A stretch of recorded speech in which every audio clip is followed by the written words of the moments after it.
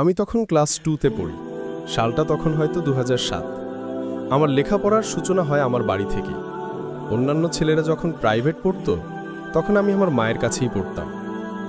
আমি পড়তাম নারিকেলের পাতা দিয়ে বানানো পাটির উপরে বসে।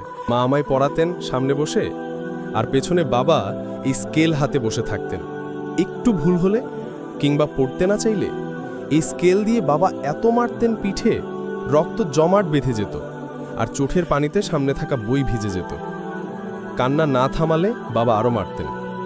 আসলে আমার বাবা খুবই কড়া ধরনের একজন মানুষ, আমাদের প্রচণ্ড শাসন করতেন।